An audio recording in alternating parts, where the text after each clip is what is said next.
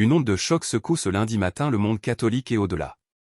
Le pape François, 266 souverain pontife de l'Église catholique, est décédé à l'âge de 88 ans, selon une annonce officielle du Vatican.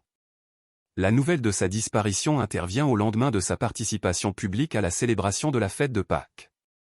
Dimanche encore, malgré une santé fragile, le Saint-Père apparaissait sur le balcon de la basilique Saint-Pierre pour délivrer son traditionnel message pascal, Urbi et Orbi, devant des milliers de fidèles rassemblés sur la place.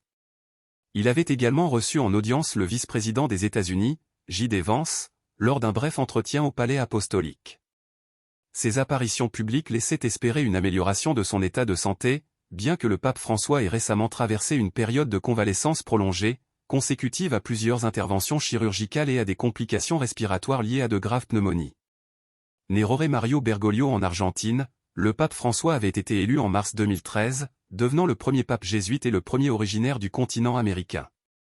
Durant ses 12 années de pontificat, il s'était illustré par un style pastoral empreint de simplicité, son souci des pauvres, la défense de la justice sociale, de l'environnement et du dialogue interreligieux.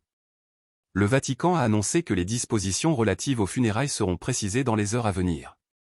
En attendant, les fidèles du monde entier sont appelés à prier pour le repos de son âme.